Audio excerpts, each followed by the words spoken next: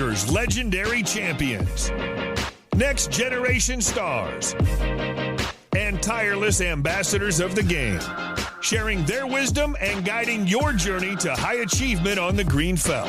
This is Chasing Poker Greatness with your host, Brad Wilson.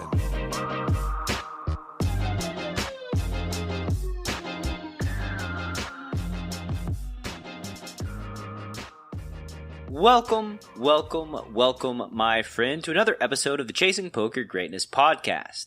As always, this is your host, the founder of ChasingPokerGreatness.com, Brad Wilson, and today's guest on the show is Matt Waxman, who is back for a very special round 2. He's a WSOP bracelet winner, WPT Champ, and founder of the insanely addictive and innovative video game-like poker format, PokeRithm. And if you're one of the sad souls who missed Matt and I's round 1 conversation, I would highly suggest you go back and listen to it because it was an all-time classic. I dare say our round 2 that you're about to listen to lives up and perhaps even exceeds the original. In today's show, you're going to learn about the hilarious time Matt, Jason Mercier, who is one of the greatest poker players to ever live, Chris Ferguson, and a bunch of other high-level pros spent their evening throwing hundreds of playing cards at a banana. Stories about the late, great WSOP bracelet winner and WPT champion Gavin Smith. The one thing Matt wishes he would have never done a single time in his poker career, and much, much more. So without any further ado, once again, I bring to you world-class storyteller, legendary poker pro, and founder of PokeRithm.com, Matt Waxman. Matt, welcome back, sir. How you doing? I'm doing well. Thanks for having me back. Yeah, it's my pleasure. I think we skipped some questions in the first round when you got so wrapped up in your journey. Like it just seemed like you were having so much fun reminiscing about the good old days. Yeah, I sure was. Hopefully the listeners didn't get too bored of me by now. I'm positive that they did it because it was it was great, right? Like there's no reason to go off that path back onto the script because like it was just it's the stuff that I live for, right? Like hearing about the journey, the experiences coming up, breaking through, all that stuff is like that's the whole point of this show, in my opinion. Yeah. Sometimes I wish I just like recorded everything I've ever done for like the last 10 years. Cause like I get reminded like over like some random dinner of like some crazy thing that we did like in the poker world, like just some stupid prop bet we made or one night where we just get ourselves into something like insane. And like, I can't even just like, you can't pull them like out of your memory. Right. But there's been some good stuff. Well, so let's go back off script. You just dangled something right in front of me. Like what's a fun prop bet that you've been a part of? Oh man, I don't know. I can think of like one like real, like for me when I was first coming onto the scene, I got literally one story that really just sticks out. I don't know, I'm maybe like 26 years old. And, do you remember the World Series of Poker video with Chris Ferguson where he's like throwing cards and cutting a banana? I do. And like, that was more incredible to me than this guy winning the World Series main event and stuff like that. Like, I was just like, how is he throwing this card across the room and cutting a banana? Like it was like the old nuts segment, right? Like on the old WSOP. Yeah, they would always just have some funky feature and you'd see him just throwing these cards and like cutting. And I was just like, that's incredible. And like, I was still like a huge poker fan. Now I'm withered. Now, like, I don't care. I know most of the guys that play and I don't get that excited for tournaments as I used to. Like I get excited for like a day 3 or day 4, but like, I'm just like, I couldn't tell you who's won the main event over the last 10 years. Like I have no idea. That's very sad coming from somebody who's so immersed in the poker world. But like at some point I stopped watching it. Yeah. I mean, I'm not as awestruck as I used to be about the whole poker scene, but at this time I was like a young guy, and I just started really I was on my tear. Like I was winning all these events. I recently became really good friends with Jason Mercier, who's a Floridian, amazing, one of the best poker players of all time, maybe, and he's just a young guy, right? Yeah, I would love to have him on this show. By the way, he's like he's one of my dreams. Good luck. He's a tough one to wrangle up, but yeah, I don't know. I made good friends with him because I borrowed he just lent me like a lot of money at the PCA one year, and I literally like right when I got home, I just tracked him down. I'm like, here's your money, thank you, because like I don't like owing people, right? And then like we just became really good friends, I guess, because he realized that the type of person that just doesn't. There's so many people in poker where you got to like chase them down to get money that you lent them as a favor. Like it's pretty annoying. Anyways, so we're in London, right? This is my first time in Europe. We're in London. Jason he's got a room at the Mayfair Hotel, I think it was called, like a suite with a couple other poker guys. Felipe Ramos. That's where I met Felipe Ramos, who's a captain of the solvers for PokeRithm. And we're still really good friends to this day. This was probably like 10 years ago, maybe more, maybe like 11 years ago, 12 years. And I just came on the scene. Like I won my F-Tops main. Like I got a roll. I'm hungry now. I want to play all the big events, right? But I'm like still kind of like in awe of like the big poker guys, right? So I met Phil Hellmuth that trip. And then I don't even remember how this happened. Okay. I just remember like what we were doing. But like then Chris Ferguson was in the mix. And we're all just like, and there was probably like 10 of us. There's probably like 10 poker players, all just hanging out, maybe having a couple of drinks. And I think I remember just asking Ferguson, like, dude, that's insane that you can like cut a banana. This is before everyone hated Ferguson, by the way. Like, yeah, pre 2011. Yeah, Jesus now, and I don't know. I don't know what to think about that, just for the record. Me neither, actually. I was going to say, like, I don't know if that hate is placed in the right direction for him specifically, but this is going to be another tangent. We can come back to the Chris. He doesn't seem like a malicious human. Like the guy doesn't seem greedy either. Like he has all the money and he's driving like a Corolla or something. Like he's not like, I don't know. He doesn't seem like a thief. But I don't know. I don't know the guy that well, right? There are a lot of people who are still beloved in poker that were big in full tilt, like on all the commercials. Well, yeah. I mean, some people did the right thing, right? Like, you know, some people like gave all their money back, or I don't even know. I don't get it. Yeah. I don't anyway, care. I don't care. Anyway, back to the hotel room. We're in London. I remember asking Ferguson, I'm like, dude, you could do that? That's insane. And then the next thing you know, I don't know. We all had like bets, and we had like 20 decks of cards. Because we get all the free cards, like when you go to these stuff, like that's what they give you. They give you a deck of cards, and they're nice cards, like Copegs, Chem cards. Like we had nice cards, and I think there was like this like metal statue or something that we had like a banana opened on the stat, because nobody wants to hold the banana while you're trying to cut it. Yeah, of course not. And we're like, Chris, let's see it. And like he's literally, I'm about to disappoint a lot of people. He's literally this close to the banana when he's throwing it, and I'm like, no. How far is that? You gotta. It's audio. All right, sorry. That's right. This is audio. A foot away. He's like, not even. He's literally going right into the thing and trying to throw a card through it.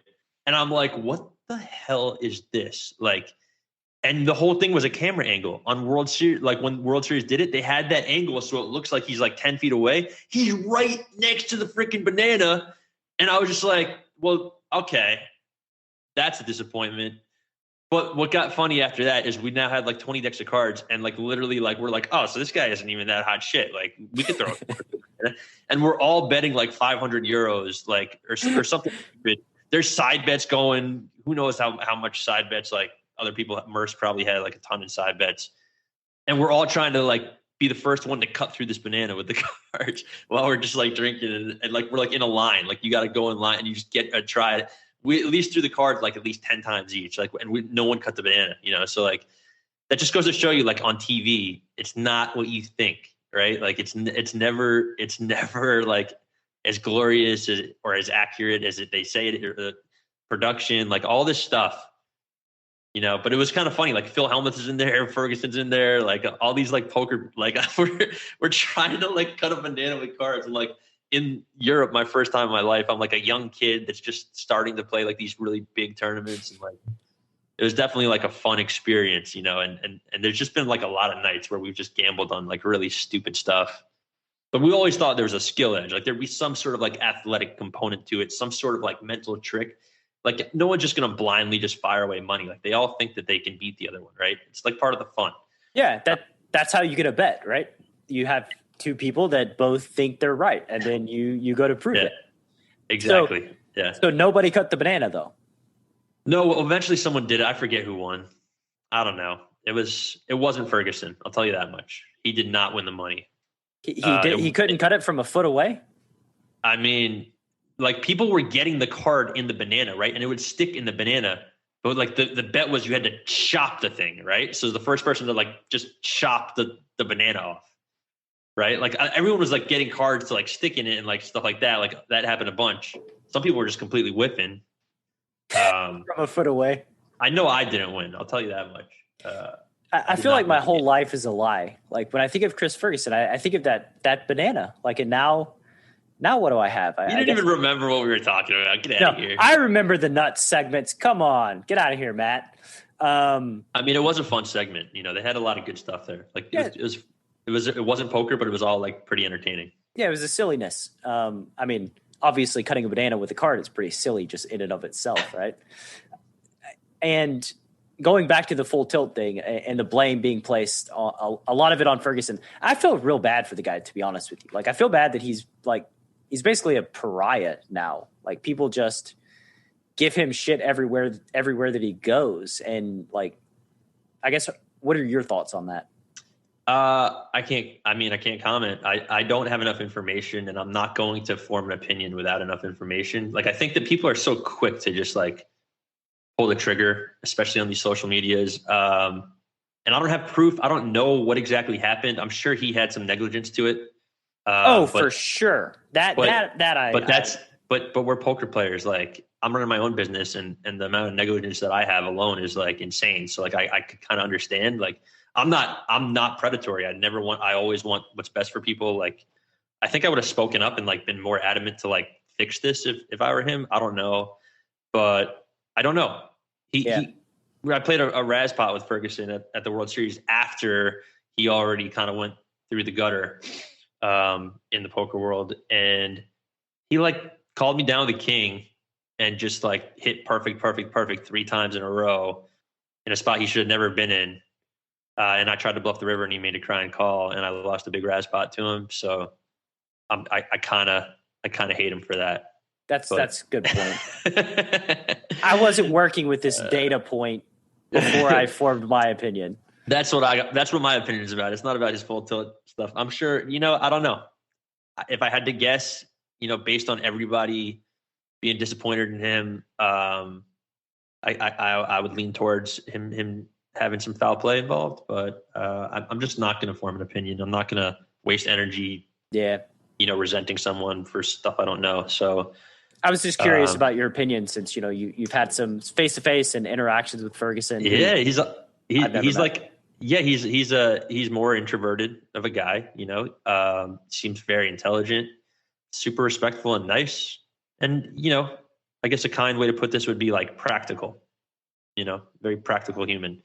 Not impressed by like fancy stuff. Like the guy's wearing the same pair of jeans for 20 years. I mean, I don't know, but like that's that kind of guy, right? Like he has millions upon millions upon millions of dollars, and he's not spending it on like cars, right? Or like just something material. So I kind of respect that, to be honest with you. But you got to spend some money. Like, you got to spend it on experiences. You got to spend it on something, right? Like, it's good to, That's why we're here, right? We're living life. Everything's consumable. Everything's an experience. I would say though that traveling around the world playing cards, betting on whether or not you can throw a card through a banana, those are some pretty fun experiences, just in and of themselves. I'm sure he thought he had a huge edge, and that's why he was in there, right? But like, it was he had built up times. The hype was so high for him, Yeah, like we're like, oh, Chris has to be. He might have been laying odds, actually. To be honest with you, he might have been like laying like 3-1 against people, saying, "Yeah, I'll do it first." Like I think that he actually was in hindsight. Where's the video of this? My God, I would kill to have a video of Ferguson 1 foot away from the banana, just not able to go through it over and over and over again. Like the best part was like all the cards everywhere in the room, like all over the floor. There was just poker cards all over the floors. And like eventually we ran out and we would all just like be gathering up like these cards so that we had like our own little like pile of like that we're going to be like trying to take our chance to throw through the freaking banana. And it was, that might have been like one of the sillier prop bets I remember, but yeah, good times. Good times. I don't know how diligently you're working towards improving your poker game today, so this question may not be relevant, or over the last few years, because I know that PokeRitham's been a major project that you've been undertaking. But when back in the day, or even recently, what does your process for regularly improving your game look like? Yeah, well, it was nowhere near what like some of the more successful players today have. I've always been more of like a to myself person, like making my own strategy. And I think that's helped me like be less exploitable because you don't really know what the hell I'm thinking. But I also would talk with like some really great players that would be like hammering these fundamentals into my head, which were never like my strong suit. But I am still like very math based, right? Like, even though I'm not like the generic strategy that's just circulating online at the time, like I'm very math based of a player. So like I understand the odds and I'll create my own strategy revolving around that, which sometimes might not be a very good strategy, you know? And I mean, I definitely think that I've like played some of the most polarized hands in respect to like amazingly well played hands and just completely terribly played hands. You know, like there's a lot of players that are just always going to play their hand good, right? Like they just show up and they're always like making the money and they're just like playing each hand good. They're not giving away anything. And then me, like I'm on the bubble and I'm just like blasting off like with no pair. And I'm like bubbling a tournament when I was like top 5 in chips because I just went within my instinct or some stupid thing like that. You know, like I'll always, I'll always find myself in those situations. I mean, so yeah. The reality is, the reality of poker is like, however we play, it's just a model, right? It's just like our model for making decisions in specific scenarios. And like, there's more than one way to skin a cat. And I think that that's a lot of the problem as it relates to like poker training is like, everybody thinks that we need to play like one way. There's one set way that is GTO for like the best decisions in all the spots. And like, that's just not the case, right? Like it's just not the case. Like you'll get a lot of those guys that like would like back in my day, 2+2 was like a huge thing. Like everybody would get better on 2+2 because they talk strategy, they'd learn concepts with each other. And they would basically just like be like a little like a club of poker strategists, right? And it's like, yeah, okay, that's cool. Like, and you guys are right, to be honest with you. Like, this is very sound strategy, and like you're very good at poker, but you all play exactly the same. So like, I can just read a couple of these. You know, I can just read some stuff like this, and yeah, they're not exploitable, so to speak, but like you're kind of just going to know what they're up to, and it's much easier to play against those types of people that are all just kind of like going by the book. Yeah, I did an experiment that was kind of funny. Maybe like last month, I didn't really talk about it, but I just decided like, what happens if I'm playing like 200 no limit online and just never raise pre-flop ever. Never 3-bet, never open, just limp under the gun, but like still use a model of like the hands that I'm limping with. Because like in my sick brain, the one thing that I thought was like, well, if I limp under the gun if I never raise anything ever, then like I kind of always have all the overpairs in my range, right? Like it's kind of like a weird little thing. And what I learned was like, regs didn't perform very well versus limps from early position, because especially versus somebody that had a defined strategy for what they were going to do, like post flop, and make good post flop decisions. Typically it's just like, oh, guy limps under the gun, they're just likely a fish. So I ISO it, we take a flop, I'm in position, and then I'm just going to capture a ton of EV.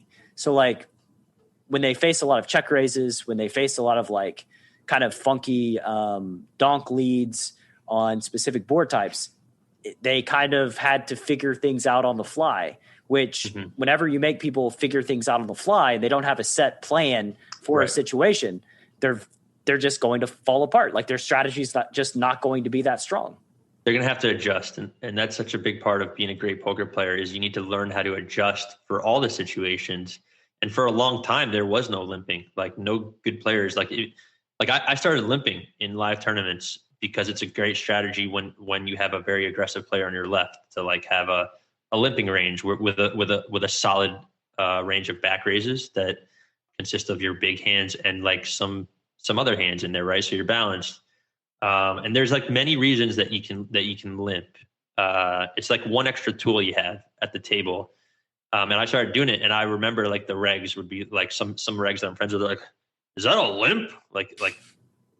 Yeah, like I'm sorry you didn't read about this on your message boards, but like, yeah, this is something that I like to do in my game.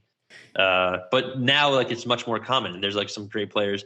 And I'm not saying that like I was the only person doing this at the time. Like obviously like there's plenty of people thinking that like that, but like it's just kind of funny, like getting scoffed at by like some like, you know, plus money player who makes money playing poker, but isn't like crushing because he's just like playing by the book. His strategy is really sound, but he's not like, he's not the guy that's going to be able to like adapt and like think on the fly and create new strategies and like really exploit his opponents. You know, he's more so just the guy that's just never going to make a huge mistake. There's a lot of room for creativity in this game. Like there's a lot of room for curiosity and creativity. And you could get lucky and rip off some huge start. You could have a huge career in poker just playing solid poker and getting lucky in the right spots, going, you know, making the right moves, like playing good, having that knack just for like understanding where people are at and not being afraid to go for it, right? But I truly believe like the best players, the players that I least like to be at a table with are the ones that kind of have their own strategy.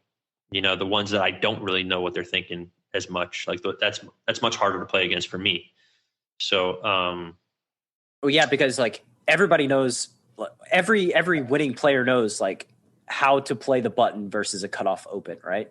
Like that's just built in. It's just repetition. But then like you throw some curveballs in there and things can get kind of weird, and then people get out of their comfort zone, and then then it's just a battle of, you know, wits really.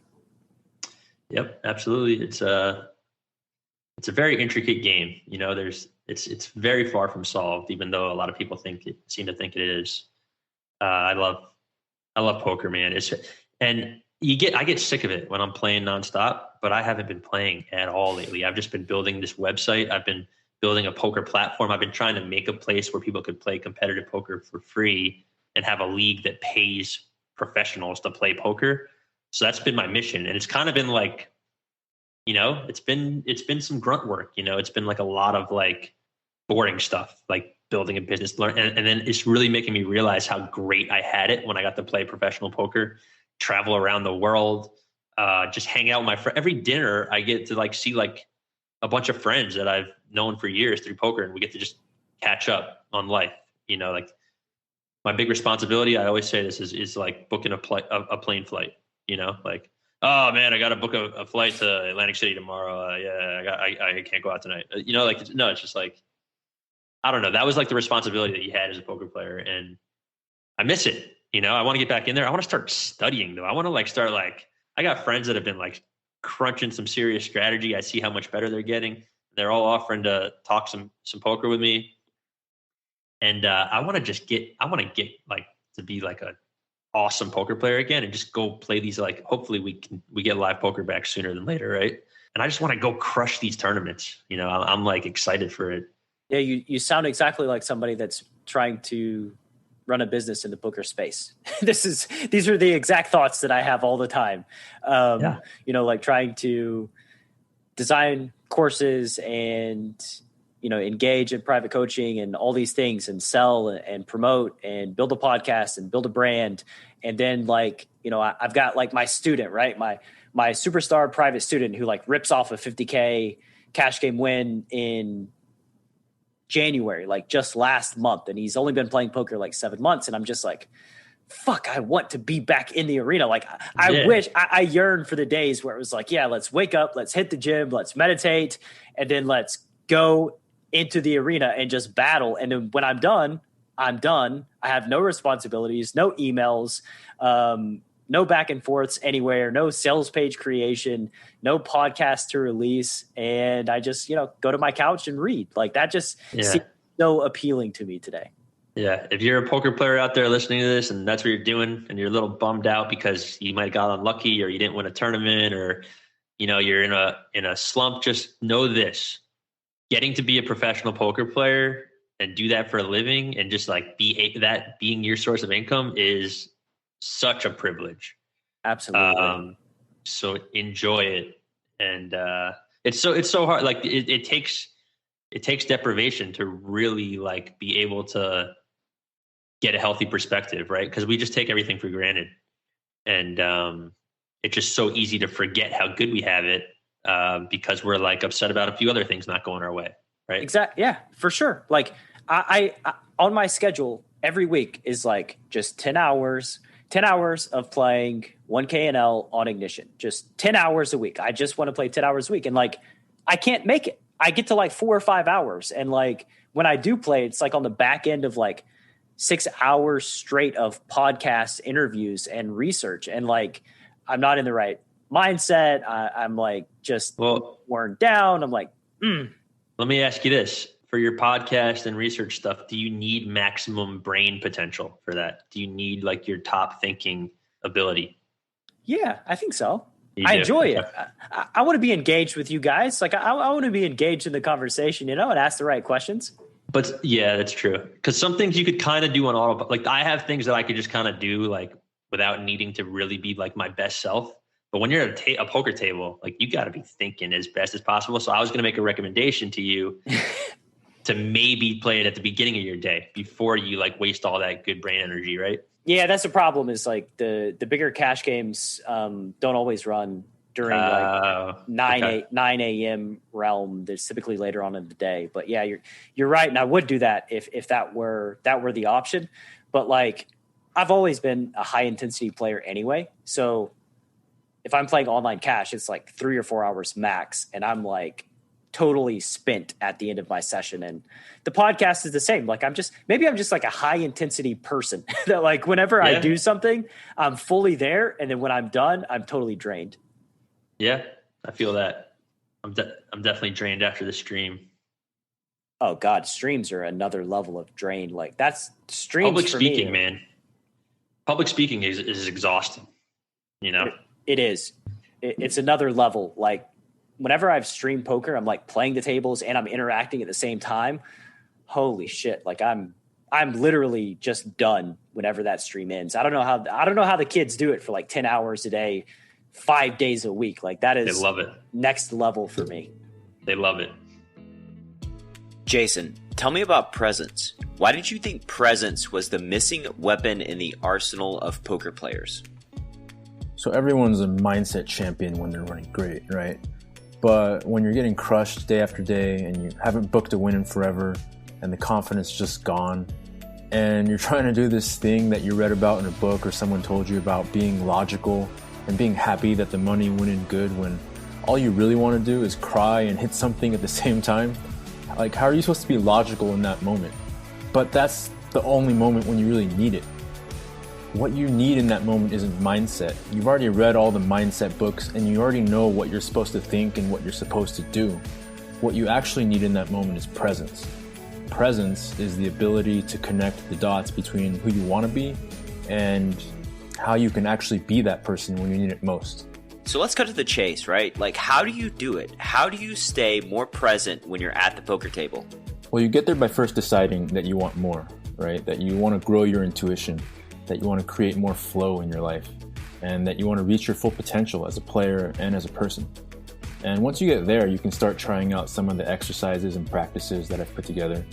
If it feels good, if you're enjoying it, you can keep going, right? And if you keep going long enough, eventually you'll find that you're just playing at really high levels, that you feel good with low stress, and you're enjoying your experience a lot more.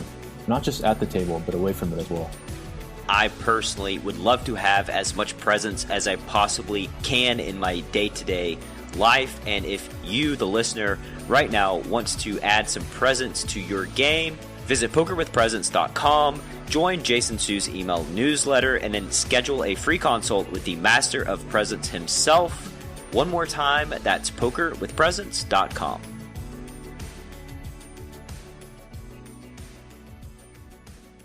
Could you tell me a poker lesson that you've learned from a dart teacher, which could be a bad experience, just something that went wrong that taught you a very valuable lesson?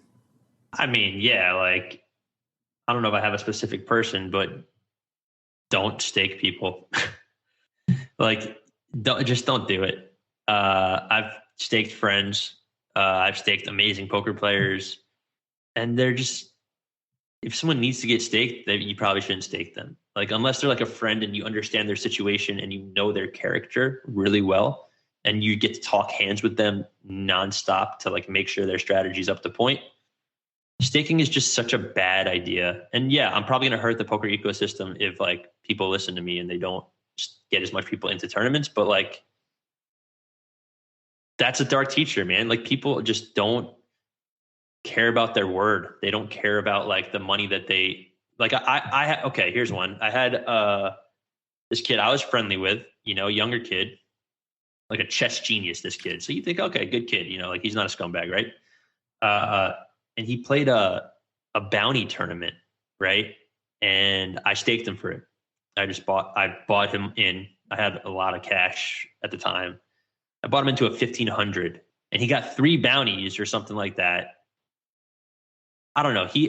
Long story short, this guy cashed the tournament, made money, and he's owed me $750, which is like not really that big of an amount compared to some people, but like he's owed me $750 for 10 years.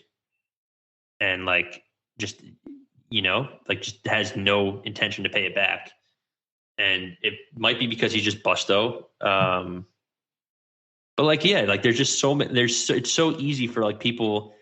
Like, I could never scum someone out of money, right? Because like I'm gonna hunt you down. I'm gonna pay you. If I owe someone money, I don't feel good. Like, I don't feel good about it. Like I'm not comfortable. I want to just pay because I know it's not mine. I want to be even, right? But I have people that have just, I'm never gonna see the money, and it's just super frustrating. Like, you just got to say no, even if they're like a really good friend of yours. Like, just say no. Like, I have people I've made prop bets with that have passed away and never paid me, like that kind of shit. Like, well, I can only think of one, to be honest with you, not like people, but like, and like, it's just like, you should just be very cautious with that kind of stuff, right? Staking people, lending out money, like you got to think about the return on investment, as well as like, you got to incorporate the fact that they might just not pay you. Sure. Like, I was on day 5 of the main event, going into day 4 of the main event or something, having dinner with like one of my really good friends that I was hanging out with all the time. And we're both cashing for like 20K or more or something like that. And he goes, we're getting a couple of steaks. Back when I used to eat meat, and he just goes, yo, can I borrow $300 from you? Because I don't have any money right now. It's all in the main. Like, I just need some money to spend. Right. He ended up going way deeper than me, cashing for like $100,000. I still haven't gotten paid that $300 to this day. I've asked him a few times, and he's just like, yeah, I'm broke. Like this is what happens in poker. Like, just people like, so like, yeah, I mean, just like, yeah, you might feel like shitty saying no to people, but just say no. Like there's a few people in poker I would lend money to. But like, that's it. I could count them on one hand. Yeah. Like, you're not the first person who's talked about staking people just being awful and how much money they burned staking other people. Like, I had a situation where I was in a home game, and the guy running the game started drinking and went on tilt. We were playing PLO, and it started out like a 2-5 PLO, and we were doing like a quarter straddle. And then all of a sudden, like, me and him, like, he's going into the chip box and like rebuying because he like gets stacked. And then, him and I play this 12K pot or something near the end of the night. And, he's got like aces with a flush draw, and I fade it and get all the chips. And, he's like, hey, and he's running a game like 3 days a week, right? Like, and multiple tables. And it was like hell on earth getting paid for that session. It was like I had to track him down. He gave me a car for part of it. Like, so basically gave me a car at like some value that took 6 months to sell and never got that value that it was valued at. And I'm pretty sure he still owes me like $1,500. And this is probably 6 or 7 years ago. Right. But it's like, yeah, even people that like, they're good for it. That doesn't mean they're necessarily going to pay. Yeah, no, even people that, like, I've had relationships go in the shitter over not paying. Like I don't, why do I want to see this person's face if they literally owed me money, like, and just don't want to pay me back. Like, and they're slow paying, and it's just like, you're just getting free rolled if you're like a good person. Right. Cause like I told you, like when I borrowed money from my friend, and that's how I became good friends with him. I borrowed like 15 grand from him to play a 25K at the PCA like 10 years ago. And like right when I got home to Florida, I had his number. I texted him, "You home?" And I like just went to my box at the bank, gave him the money, and he just goes, "This is the fastest anyone's ever paid me back before, ever." But like if you're that type of person, because there are a lot of people like that. They just don't like holding on to money that's not theirs. There's tons of people like that, but they're usually not the people that need money, right? So like if you're just that type of person, you're just going to get free rolled because there's so many people that are just going to pick you off. And what you said too is like, whenever you've got to have somebody on a short leash and like you're asking them to explain like the hands that they played and like, are you still playing well? All this stuff, like there's energy that's being spent and time and like, that's just a pain in the ass that like, who needs that? Right. Yeah. It's frustrating. It's just disrespectful and inconsiderate and just don't do it. Just save yourself the frustration. Don't lend them money. If they don't like you because you don't lend them money, then they're not your friend anyways. There you go. That simple. So we'll move on to happier times or more uplifting stories. You Great mentioned, just kidding. you mentioned Gavin Smith in our last conversation. You have any Gavin Smith stories about that years that you'd like to share? Because I was gonna ask you that last time, and we just kind of like passed over it. Oh, Gavin Smith. I mean, I wasn't that close with Gavin, right? I've hung out with him a bunch of times, but I wasn't like super close with him. The last time I saw him was actually at the Tournament of Champions that I ended up winning at the WPT, and he just came and sat with me. Yeah, I mean, Gavin was just like, okay, so like, I'll give Gavin a compliment. He's got some of the greatest character of anyone you've ever met. And the way you can tell that is by the way that he treats people that can't do anything for him. Right. Like you'd be buying in and Gavin would just be like chumming it up with like a janitor or something. Like he would just like, he didn't care who you were. He would be happy to talk with you and just like, he wouldn't be like striking up conversations. He would enjoy conversations with just random people just to do it. He wouldn't do it like because he wanted something from somebody. And there's so many people like that are very predatory. Another person like that, rest in peace, was Mike Sexton. These are just people that were just like naturally just like social humans that would just like be genuinely interested in someone, regardless of who they were. And that's such a special trait. Those are the type of people that like make the world like a much better place. So like, that's a great thing about Gavin. Another very impressive thing about Gavin was I don't know if I said this or not. I've never seen somebody with the ability to just sleep sitting in a chair, like just sitting upright in it. Gavin would just be drunk as could be.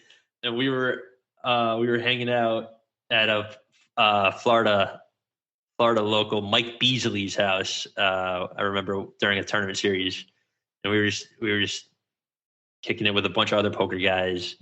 And Gavin would just be like wasted. And then just like the next thing you know, you just look over at him. He's like this, just like sitting upright in a chair, just like passed out drunk. Like, he was a fun guy,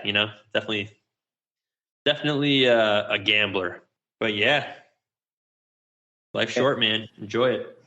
For sure. And I think too, like the people that chat people up with an agenda, it's pretty clear, like that they have an agenda. You know what I mean? Like if somebody's only talking to people that they can get something from, like I feel like they're very transparent. Maybe it's. Well, you know what I hate? Like, and just I feel like I've kind of become like less affluent. Maybe that's the word. I don't know. Less of a big deal. I kind of like influential, maybe influential. I've seen a lot of my relationships in poker kind of thin out a little bit, right? I don't have the same reception from people that I used to have. Maybe because I'm not just like playing every tournament and successful. I don't know. Or maybe we just like grew apart, right? Which is okay. No problem. But like one thing that like definitely strikes my nerves is like you'll like be at a tournament table, right? And you'll see like some person and they're like literally like big time in the shit at a like some guy that's just like happy to be there, right? They're like just like oh, yeah, blah, blah, blah, like that kind of thing. Nice impression. But no, they'll you know like somebody will like talk about a hand with them and they're just like yeah whatever. That kind of thing. And then like some rich fish will sit down at the table and like start unragging their chips. And they're just all smiles, right? And they're just like all like buddy with this person, like trying to act all like friendly. Like when you know this is some guy that plays poker for fun, he's got like 100 million, he's owns some big company, whatever it is, right? They want to get in a cat and you just see them like really start kissing ass. And it just like kind of, I don't know. I'll kind of be an asshole to everybody, right? Like I'm not gonna change my, or I'll be nice to everybody too. But like I'm not gonna treat someone differently based on their status. Yeah, I mean I'll treat someone differently based on if I think they're a good person.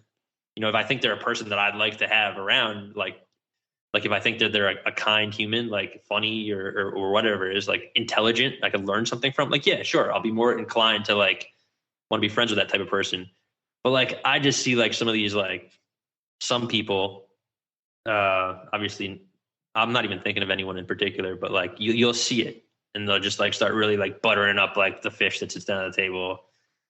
And it just like, and you just think to yourself like, man, I don't know if I ever want to be like that successful guy. Cause I won't even be able to figure out who my friends are.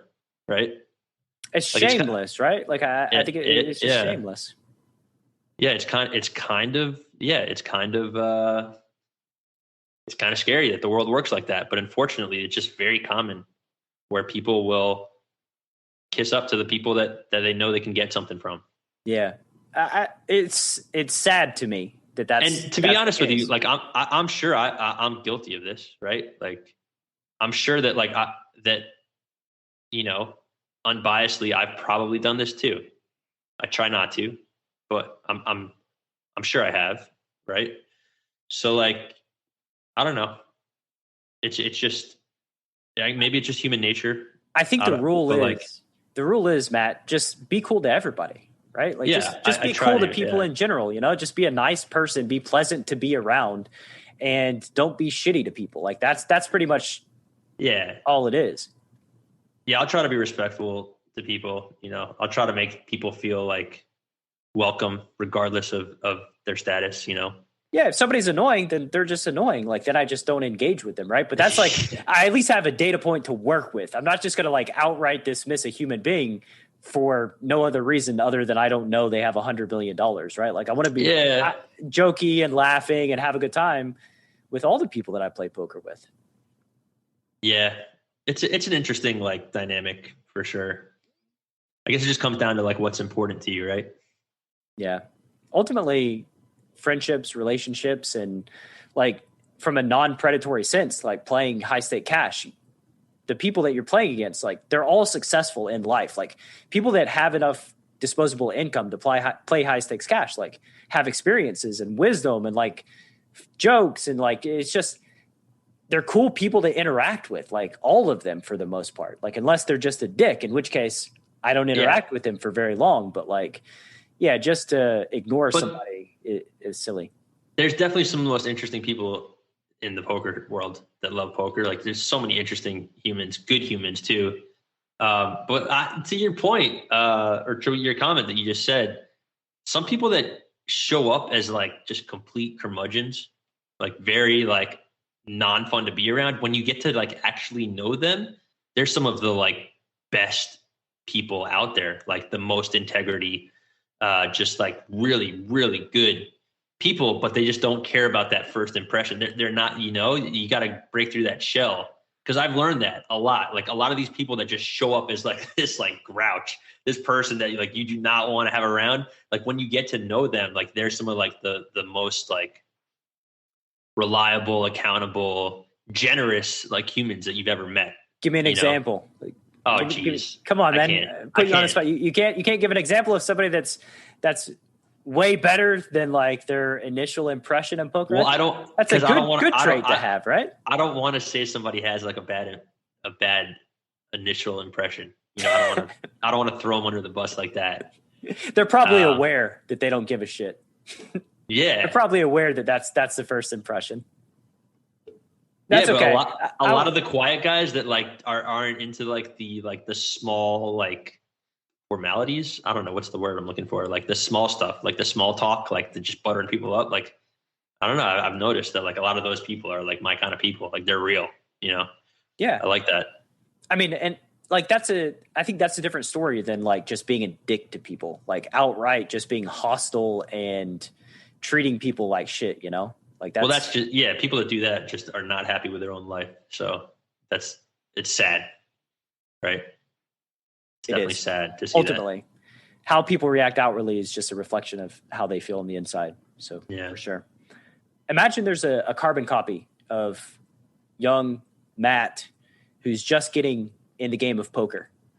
You could sit down with this kid for a couple of hours, give him some advice. What would that advice be? I mean, I would have two different possible paths of advice. Mm-hmm. But maybe they're both wrong. Maybe I did it right. I don't know. One thing I could say is just like strike while the iron's hot. You know, like poker is so good right now. Go play those big games. Just play in the big high stakes cash games. Well, that'd be like today though. You're meeting them today in this time. You're not going back. I'm meeting him today and this time. Yeah. Oh, go to school, you idiot. You know, I wanted to be a psychiatrist or a psychologist, not a psychiatrist, a psychologist, the one that doesn't prescribe chemicals. I am fascinated with the human mind. I'm fascinated with human behavior and social interactions, even though I'm not like the most socially equipped human for like just navigating those big seas. But like, I love just human behavior. I love figuring out why people do the things they do, which might help my poker game, right? Just like understanding better. And I was a psychology major when I graduated from college, and a business minor. So like if I wasn't a psychologist, I would have went into like industrial organization where you would come up with like trends and like think of how maybe even like marketing type of stuff, right? Which now I don't know anything about, and I wish I did, because I'm trying to market my game, right? But yeah, I would say what's stopping you from going back to school? I'm 36 years old, right? I just feel like I'm still considering it, to be honest with you. But right now I have a business. I literally can't juggle anything more. I can't even play poker right now because I'm just like, my hands are full of trying to prove out this concept that for a business, trying to prove that, you know, you can play team poker. You can play poker without gambling. Like, and this is the most entertaining form of poker that I've ever seen. And I'm trying to prove that to the world. I'm trying to share that with the world. So like my hands are tied. I feel you. But I definitely have already inquired with like some of my old college friends that, you know, went on to get like their PhDs and stuff like that. And been like, how much time would it take me if I wanted to just like start practicing as a psychologist? And I think the answer is around like 4 more years, maybe 6. But like, that's just too much, you know? So I don't think it's for me, but there are like some routes that I could take where I could practice something like that for only a few more years. But school is tough. Like, yeah, I mean, it's a lot of work, and And nobody wants to learn that stuff, right? Like you just have to learn these like facts. Like school should, I hate education. I hate the whole educational system. You should figure out what people are interested in, what they're good at, and let them really just dedicate more time to that rather than just making people cram like these stupid facts and testing their memories so that they could write it out on a test that they're going to forget a few weeks later. Like no one's actually getting smarter. Like they're not gaining experience. It's jail for kids so that the parents can go to work. Like, yeah, when I was a kid, I wanted to run around outside. I wanted to like see nature. I wanted to like, I'm interested by all these things, and you could learn like hands-on, right? Like that's how you should be learning. You shouldn't be learning by like reading books. Like some people don't like to read, like I can retain a ton of information watching like a video, but if you tell me to read a page, I'm going to like start reading that page. And then halfway through, I'm going to be daydreaming about something else that happened in the day. And I'll just be like reading for like 15 minutes. And I'll be like, wait, I wasn't paying attention to anything I was reading. I was just doing the words while I was thinking about something else. And that's how my brain works. Right. So like, that's something that I'm fascinated in, is with how people like absorb information. Right. And we're all different. They say there's 3 ways you could learn. You can read, you can see or like hear, or you can do. Right. There's like 3 types of ways. And for me, doing is the most effective, because then I like can feel the whole experience. Like I can remember it. I can see it better. Like that's the way I can learn. And I think I'm constructed the same. Yeah. Yeah. And I think that like, I've done a lot of like self-reflection over the years. And to be honest with you, like the most important thing in life, the meaning of life, is to learn everything. Like to learn everything you can, learn everything that interests you. Like don't waste it. There's just so much. You can never learn it all, right? But you can learn a lot, and the more that you learn, the more you're going to perceive, and the more full your experiences are going to be. If you have that, and then furthermore, you can then pass that knowledge on to other people, who will pass that knowledge on to other people, and it's like.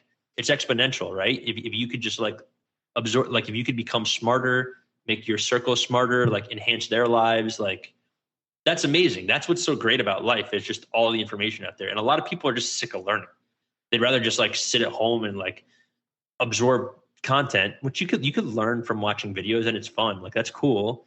But like, you're not really going to like understand as much, So I just think that like, I don't know. I just feel like it's a wasted opportunity if you're not really trying your best to just like absorb as much as you possibly can. So you kind of hit on something kind of big that matters to me. And I have a question to ask you that is not on script, and just a question that I asked myself like a year ago and thought it was a pretty fun thought exercise. But as it relates to psychology, I mean, this is my passion as well. Like, why do people do the things they do? Why does somebody learn poker and somebody else not? Like, what's the difference? What's stopping somebody it's just so interesting how the human mind works, from person to person. And it's like just this exercise of curiosity that like, I just love it. Like, and if I had the, 6 or 7 years to give to psychology, that's where I would go. If I had to do it over again and it wasn't poker, that's the area that I would dive into, because I just think it's just fascinating. And it's just an amazing understanding the human experience and like what's going on with everybody, right? Like what's going on there. But the question that I want to ask you is, I just imagine that you have 1,000 years, right? Instead of this 80 years. What a dream. 80. Well, 80 Whatever. more. Okay, 80 more. 80 more. However long you plan on living, right? It's not going to be 1,000. I'm pretty confident in that. Technology, man, you don't know. Okay, go ahead. We never know yet. We might be those like Futurama floating heads like in the liquid at some point. Bicentennial, man. Like you just replace all your organs with like machines, and eventually like you're just preserving your brain long enough so that you can. There you go. Go ahead. Imagine you have 1,000 years. Like, what would you spend your time on? What would be the areas that like you'd be most excited to spend large chunks of that 1,000 years doing? Ooh, I don't know. in these 1,000 years, what are my physical capabilities? Am I going to still be able to? You're good. You're strong the whole way. Wow. I mean, if I had that much time, I would do everything. I can't focus on one thing. That's one of my problems. It's hard. It's okay. hard. Let's say 100 years. Things. You got 100 years. You got 100 years, 100-year blocks. Like, what would you most be excited about exploring, like in these chunks of time? I don't know. I love like something I find very fascinating is like the science of food. Like if you cook, for example, like you'd be in high school and you'd be like that kid that's like, well, how am I going to use this in the real world? Right. I would always ask that. And the teachers would never have an answer, but I could literally answer that for everyone right now. Like I could be like, yeah, I can tell you how all this stuff is applicable to the real world. But like chemistry, right? Like it's all chemistry, right? So like, you can soften the food up, you can flavor it. Like, I don't know, cooking I think is very interesting. I couldn't focus on one thing. I can never, I want to learn everything, right? I love art. Okay. I think art, like this is something I've changed my opinion on completely in regards to value over the last decade or so. I used to be like, well, there's no place for art. Art is just fun. And it doesn't have a place in the development of humanity, so to speak. But if you think about it, I can't think of anything that has a better place, because art is literally the last frontier of something that humans can do better than a machine. Expression, right? Because that is humanity, right? Your expression. So it's like an emotional expression, right? Like we yeah, well, exactly. Emotion. That's what the AI doesn't have. They can calculate everything faster than us. They could come up with logic better than us. They're able at suppressing their emotions because they don't have them, so they can make the right decision continuously. They're energy-wise, they're more efficient. They don't need to eat food. They just need a power source. So like machines are incredible. They're making our lives so much easier. But now that we have these machines, everyone's losing jobs because we can get the things that 100 people we used to need for doing something now done with one machine. It's more cost efficient. Everything is better about it, right? But art, like you can't do art because a human can't relate to the art of a machine as well as it could relate to the art of another person. When you look at an artist's work, you can see a part of yourself in it. You can make your own opinion about it, which might not be anything to do with the artist, but it's magical. And I'm referring more to a painting right now, but even like dancing or like singing, like hearing someone sing, or like creating a movie, creating content, creating something that like hits you, that like this conversation right now, right? Like this conversation is art, right? Maybe people are enjoying our expressions with each other, but that's like something that's so special, which we're not going to be able to solve with a machine. And therefore that is the most untapped resource that we have remaining, because eventually we're just going to have all this free time. Like we're going to solve all the problems. Humans are just going to be good as long as we don't kill each other, like fighting over our limited resources with like water. Water is going to be the most valuable resource there is, right? Like soon. But like, yeah, like it's art. Art is going to be what's valuable. Like that's going to be what we do with our time. Like that's our interactions with each other. Even now we have so much more time for art than people used to have back in the days before machines or technology. Like you'd be like spending your whole life like tending your crops for farms or like doing like your work that took you so much longer.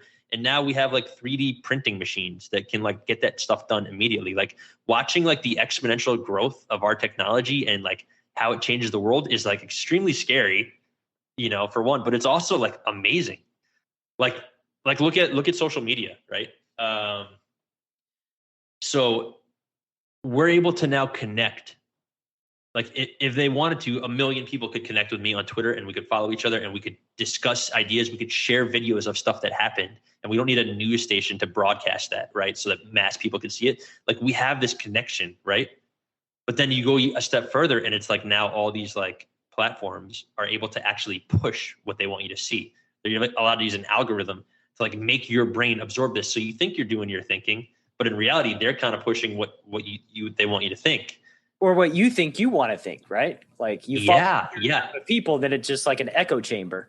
And they might see you engage with a post for like 5 minutes of somebody dancing to like a song, or like maybe like a cat video, right? And they're like, oh, well, they like cat videos. Okay, let's give them ads with cat videos. And now that's going to show up in your ads, right? I've had conversations with people and then literally pull up Instagram and like we'll be talking about like Tulum or something like that, just something random, right? And I've never been to Tulum, but like it might come up like, oh, have you been to Tulum? No, I've been to Tulum, blah, blah, my friend's in Tulum. Pull up Instagram and it just shows you a hotel booking in Tulum. And it's like, what? Yeah, what just happened? Yeah. I was talking to my brother-in-law one time about Monopoly strategy, right? We were talking about like the most valuable property in Monopoly. And I was telling him that it's the orange ones. And I went on Instagram. I didn't look it up because I knew, because I had looked it up like a year ago or whatever, because like I'm a nerd and it's like, oh yeah, I'm going to play Monopoly. Like what's my strategy for Monopoly? But like the next day in a verbal conversation, I saw an ad that had something to do with like Monopoly strategy. And I was just like, what the fuck just happened to me? I swear the microphones are listening. They have to be. I didn't to what look. You say. They have to be. It's kind of crazy. It is. No one's like actually like personally like spying on you, but it's all just going into a database and they're just collecting stuff on you. And yeah, it goes into the algorithm and it just. I don't mind. I don't really mind. I'm not that worried about it. Like it's not like they're taking over my soul, but like it is kind of crazy that they're literally going to be able to tailor like ads to me that like are going to be the most effective towards me of anyone. Yeah. I think but ultimately, like, I'm not going to buy it if I don't need, like, I'm not going to buy something I don't need, but like and I'm going to get to see the stuff that I'm most likely to need. So it's like kind of awesome.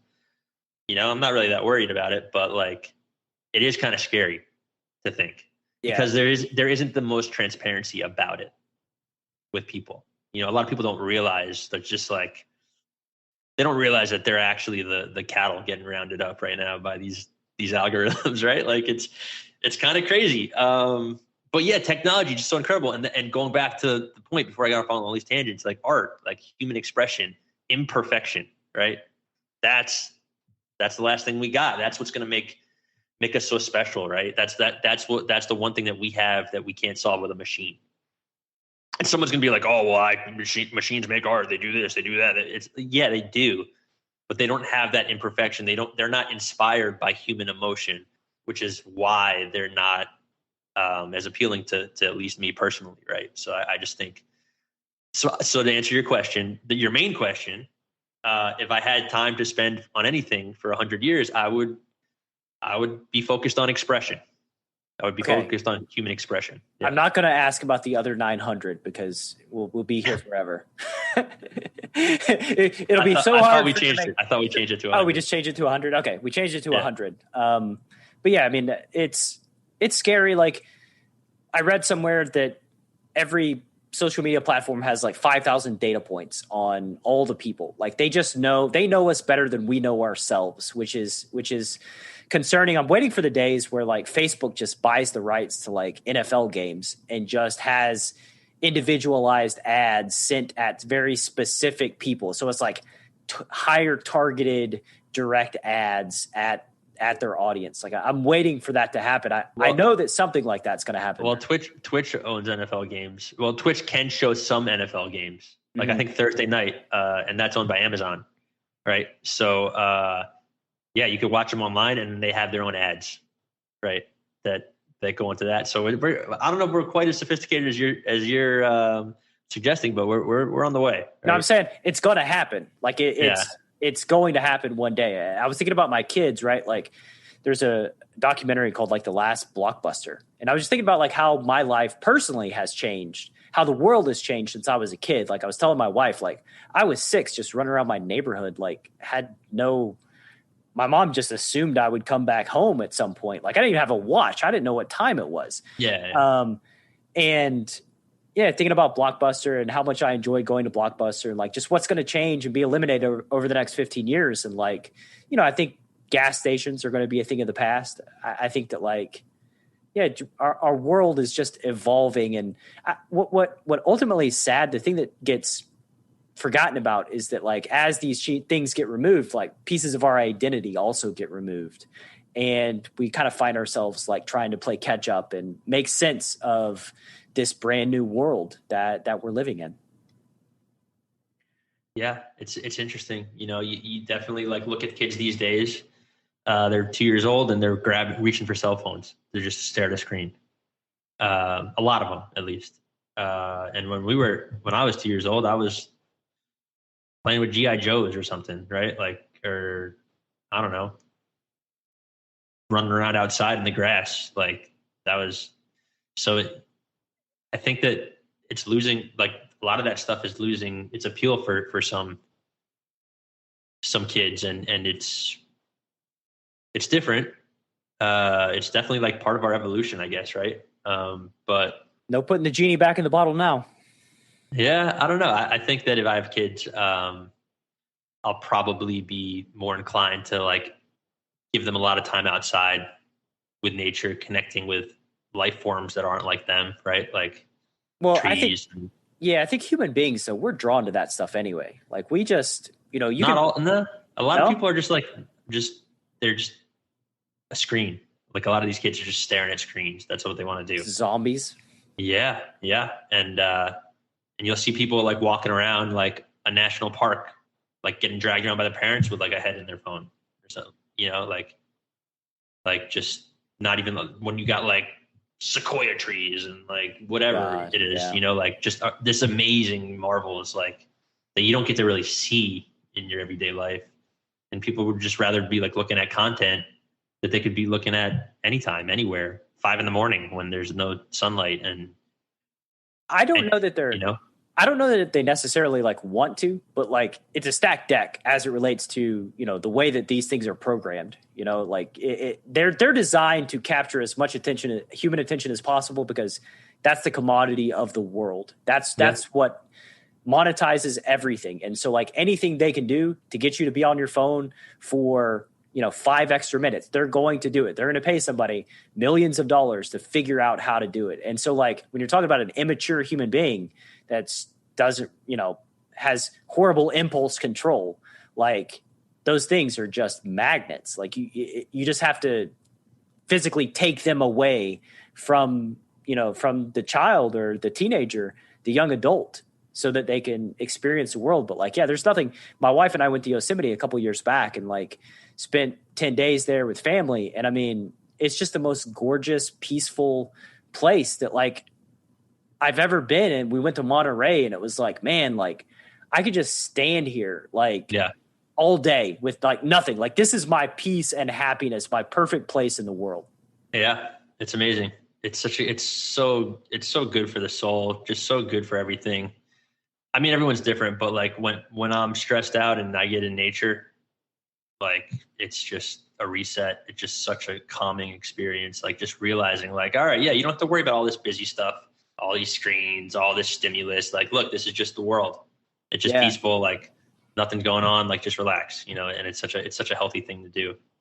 My favorite times in the world are just somewhere in nature with a bunch of friends, no cell phones, just hanging out, just the best, shooting the shit, getting high or drunk at night around a fire and just swapping stories, whatever, just connecting in nature with our fellow man. That to me is my definition of joy and happiness.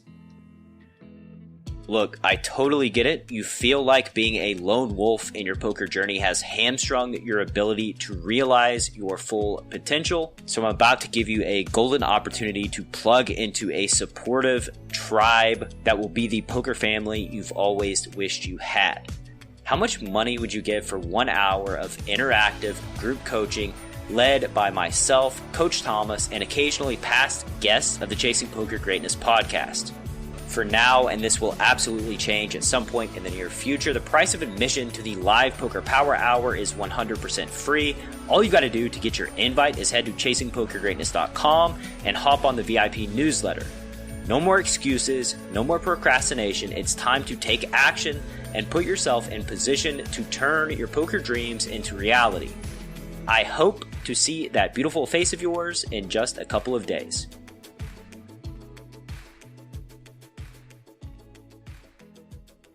moving on. That was quite the tangent that unexpected question took us quite the winding path it took us down. What was the question again? No, just kidding. 1,000 years. We got 900 more years to go. Maybe we'll do 9 rounds of these podcasts talking about how you would spend the 100 years. But I noticed that you I may have to throw this question out, but if you could gift poker players a book to read, and maybe not even a book to read, right? Maybe an experience that you feel would resonate with them, add value, fulfillment to their lives, what would it be? I don't know. A lot of the books I read were older styled books, right? I'm not really too up to date with some of the new content. No, not poker. It could be anything. This is just like life. This is all inclusive. And it's just an experience to learn? It could be a book, or you could just direct people to like do something that's just good for their soul. Oh, shoot. Yeah, that's your... I don't know. One of the best things I ever did was I went to Thailand for like 11 weeks, almost 3 months. And I spent one of those months getting certified as a yoga instructor. I don't plan to teach it. I just want to learn it for myself, right? But I would go to classes, right, as like my form of exercise, because I'm less concerned with like taking supplements and being big. Like I just want to be comfortable. I want to be flexible. I want to be, I want my mind to be good, right? And I was just super stressed building this business. So I just said, I got to get away. I went to Australia for a month, and then I went to Thailand.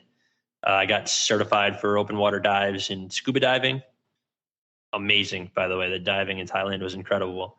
And then I went to a yoga, like an all-inclusive, like you got a room, they give you 3 meals a day, and they just teach you how to do yoga. And I made some really great friends over there. I still talk to them a lot. And it's just like such a healthy tool, right? For your own like life, like I don't need a weight to exercise. I just need a floor. Right.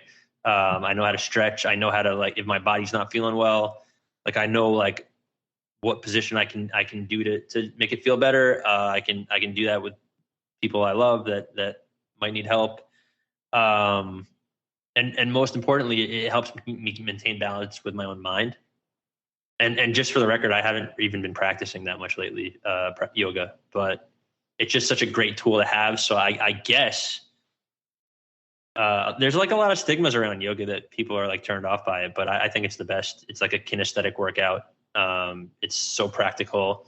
It's so helpful in so many areas of your life. And shoot, man, the best feeling I get these days, well, I haven't gone in over a year because of COVID stuff, but walking out of a hot yoga class, like that runner's high, it's runner's high that you have, but you're literally like, it's so hot in there, and you just go out and you feel the cold air, you're sweating, you feel the light as could be.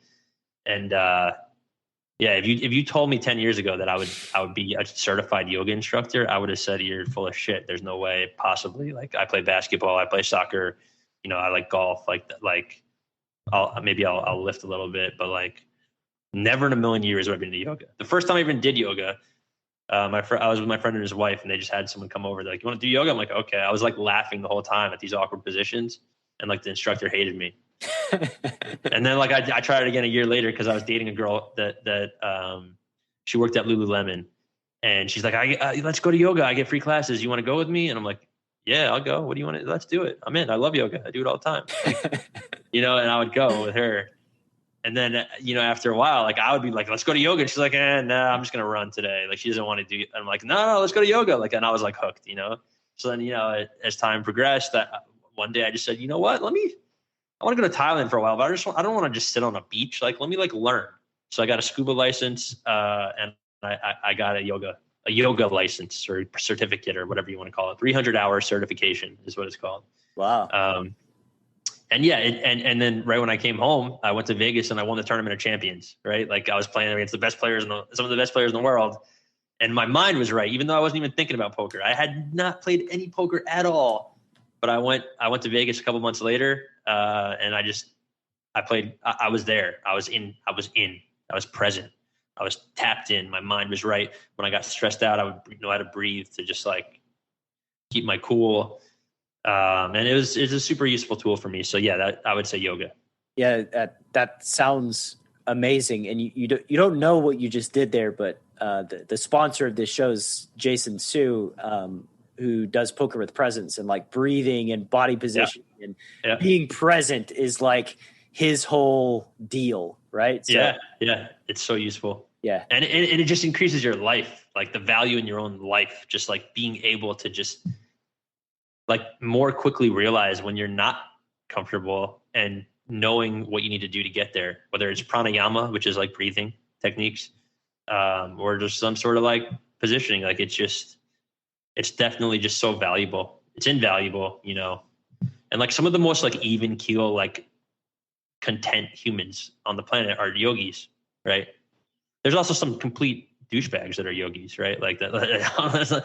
We're not saying like everyone that does yoga is like a good human, right? But like I find it to be such a valuable tool. It works for me, you know. Maybe CrossFit works for you, maybe just playing sports works for you. But like, I don't know. I've learned a lot, so I'm happy. I think the lesson is test out different things and figure out what works for you. Even if you think it might be something that, even if you believe it's something that you don't like or doesn't work for you, or you're that person that like is making fun of the poses right in the first yoga class, right? Like give it a chance, because you never know. You never know the impact it could have. Yeah, absolutely. So if you could wave a magic wand and change one thing about poker, what would it be? Oh, that's easy. I would make it into my show. I would make it a PokeRithm format where people can play professionally on poker teams. We'd have huge sponsors. We'd welcome anyone to play poker, not just people that are into gambling, but people that like mind games, like strategy games, like to use their brain, care about a ranking for this game. Yeah, we would have poker just get rid of that gambling stigma. I mean, look, that's going to be there, right? There's always going to be gambling in poker, but I would create a brand of poker like I'm trying to do, where people are happy to compete, and they're happy to watch a really great show with big sponsors, and yeah, they could play for free, but it would be fun. Tell me, Matt. So we spent a lot of time together on these podcast episodes, and we haven't gone too in depth about PokeRithm. So now's your time. Now's the time to shine, right? Like, why should the listener go hop on PokeRithm, jump in there, play some games, mess around? Well, I mean, you should do it for the same reason you do anything, because it's fun, right? I'm not going to ask you for a favor. I will ask you for a favor. Go sub to our YouTube channel. Give us a sub. Come hang out in the stream. Let me help you out with the marketing aspect of this gig. You got to tell people exactly what to do. Like, you've got to tell them and be hard. Sub to the YouTube. Go to youtube.com/PokeRithm, PokerRithm, all one word. Hit subscribe. It's completely free. Thank you very much in advance. Come sign up for an account. You can test out our beta testing. Ask me on social media about our Discord. You can get in our Discord group and you can play games with people before we release the official game. But this is a poker platform that I have been developing. I wrote an algorithm that is going to keep track of every single decision you make while you play with other people and give you a poker ranking in the world. So you're not going to waste any money playing, but you are going to play for a ranking. And after every single game that you play, you're going to see your ranking improve. And games don't take very long. If you want to try it out, it's 16 hands total. The blinds are big. The antes are big. The first half of the game is 100 big blinds. The second half of the game is 50 big blinds. And you're going to have a legit poker ranking after you play a big enough sample size. And what we're going to do is we're going to run a competition. We're going to reset our rankings and run a competition where the top 8 players on our site are going to get drafted to play in a professional poker league, and they're going to get paid a professional poker player's contract to compete on one of our 8 teams from our show, our live stream. And if you haven't seen our live stream, the same thing that you're subbing to on our YouTube, it streams on Twitch at 4 p.m. Eastern every single Tuesday. And this is a legit production. Like in my house in Vegas, we set up the downstairs. We made it into a studio. We put a 4-handed poker table. We did duplicate team poker. So we ran 4 tables for every single match. The players on these teams get the exact same cards, and each team gets their chance at playing the same cards so the seats rotate, right? Team 1 gets aces for hand 2 on one table. Team 2 gets those aces for hand 3 or for hand 2 on their table, right? Like, and we give the same exact board cards, the same turns rivers, and we reset the stacks every single hand and add the chips that you win or lose onto a scoreboard so that at the end of the match, we see what team has the highest score, and we give those team points based on where they finish. I know it's a little confusing, but there's tons of content. Come hang out. It's really good poker. There's some great players in there. We got World Poker Tour winners. We got multiple bracelet winners. Let's talk names. Like, who are the pros that have been on the YouTube channel, have been on the stream? Joe Cata played. He loved the concept. Andrew Lichtenberger is a captain this year. Lucky Chewy, one of the greatest No Limit players ever. We had Kane Callis. At one time, he won the biggest pot in televised history. He played a pot with Jason Kuhn that was like over $1 million or something crazy like that. Kelly Minkin's in there. Who else we got? We had Scott Clements in there. We had Anton Vig, the Swedish pro, who's just literally been winning everything online lately. Felipe Ramos, arguably the most famous poker player from Brazil. He's a captain of a team. We had most of them were just like my friends that wanted to play, right? And there was 75 total players. I think over 150 million in total earnings from all my players. And it was a lot of fun. The best part of all was like at the end of it, the players are still talking about it. They can't wait for the next season. They all had fun doing it, which means that this concept works. Like people enjoy playing this. And the coolest thing about our whole entire concept is it's radically inclusive, which means that if you're watching our show at home on YouTube and you want the path for you to one day be in this show, be a professional, prove that you're the best, you come jump on our platform online, you play. And if you're one of the top ranked players, you get drafted and then you're in the next season of the show playing with the pros, competing to show you're the best. And that's something that I always wanted when I was a kid, like in poker.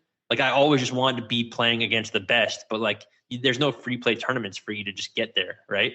Like you can't play for free to just do that. But with this concept, you can, right? Like you don't need to win some money, get staked, win some F-tops, and then the next thing you know, you're playing in the WPT main events.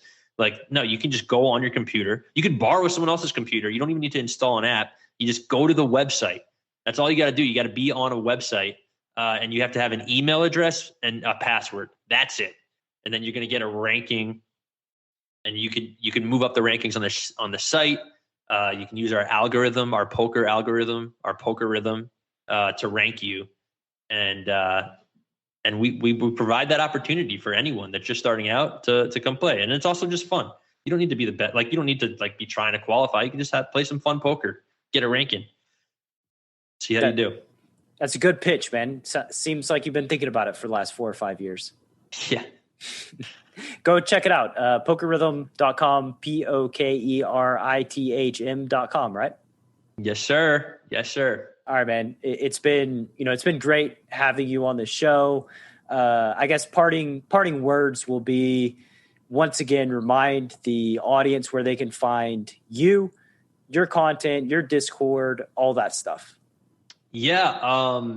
My Discord, I don't know how to link people to that, but I'll put it on the show page so they can click through on the show page for sure. Oh, cool. Yeah. And if you want to jump in that Discord, it's going to have all the PokeRithm episodes up there in one of our channels. It's going to have a lot of the pros that played in the show are in our Discord too. And you'll be able to play in games. So we're not marketing yet. So like, well, a little marketing, but we're not like live yet. We're still working out some bugs. We're still testing out the game. So if you want to come test it out, play 16 hands of poker. It takes you about 15 minutes. You can play in our Discord. And just go in there and be like, hey, anybody want to play a game? You need 4 people to play a game. And yeah, you can see how the rankings work and you can start to find your rhythm, find your poker rhythm. I've battled myself. It was a lot of fun and very addictive. Maybe I have an addictive personality. I don't know. But like, let's fire it up. Let's keep going, guys. But yeah, it was really fun. And like you said, 16 hands. It doesn't take very long for each game to wrap up. Yeah, it's not a huge time commitment, but if you do want to play like a long session, just run a bunch of games in a row. You can play 10 in a row, 20 in a row, whatever.